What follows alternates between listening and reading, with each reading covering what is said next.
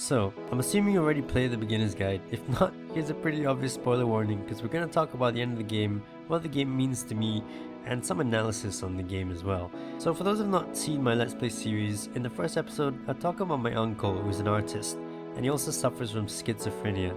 And a long time ago he went through an episode where he stopped taking his medication, and it led him to destroy all the art pieces that he had in his studio and his house.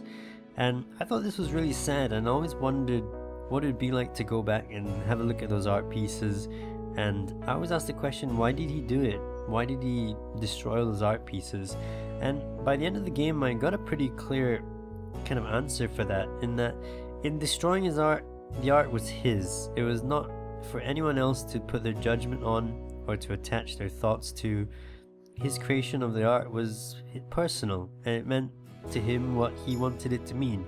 And the same with Coda and Coda's games that he made, and the meaning for his games and what they were Coda's. But however, I don't think Coda is real.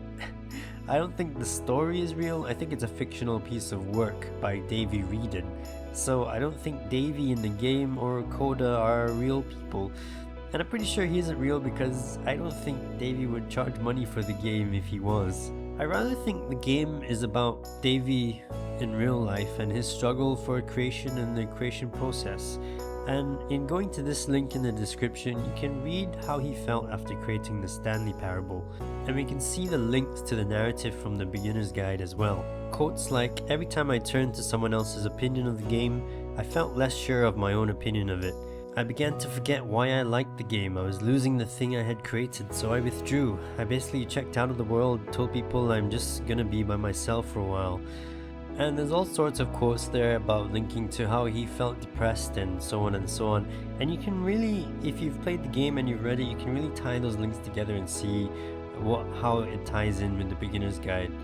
Now, I think it also kind of shows me the whole thing about death of the author and psychoanalyzing people's art. You kind of have to have the separation of the art from the artist. You have the artist's creation, which is open to interpretation, and you can judge that however you want. It's meant to be judged. It's what art is. It's meant to have some kind of personal connection to you. But then you have the artist, and there's a difference between judging what judging what the art means and judging what the artist feels. Now, a lot of the time the artist could feel something completely different but create a piece of work that may have an emotional response completely not linked to what they're feeling at the time. Other times artists may express their emotions through their art. So I think that's why the game means a lot to people that are in the business of creating things, and it's a very kind of honest and real look at it. And I think the most important quote from the game is when Coda tells Davey that stop putting lampposts in my game. I think that was the one that hit home the hardest, because I was like, oh, so Davey had gone into Coda's games and completely changed them all, in that Coda never wanted there to be an ending. He didn't want there to be meaning attached to it, but Davey had gone in and said, these lampposts mean that it's the end. And that was Davey completely putting his spin on it. And I think that was the most interesting quote. So apart from that, I think the other theme that we get is the whole search for validation and search for people's opinions and all that kind of stuff, which is what Davey in the game was doing with Coda's work. And the more and more I read of this post from Davey in real life, it made me really think that this game was a fictional piece of work, because he talks about having the ownership of this thing that he's worked for years for, which is a Stanley Parable, and on the other hand having turned that ownership over to hundreds of thousands of people, and it's open to their interpretation. And he got a lot of hate and criticism along with a lot of praise. And in that he said, like, I'm desperate for something to latch onto, any form of validation that will give his work and his life meaning again.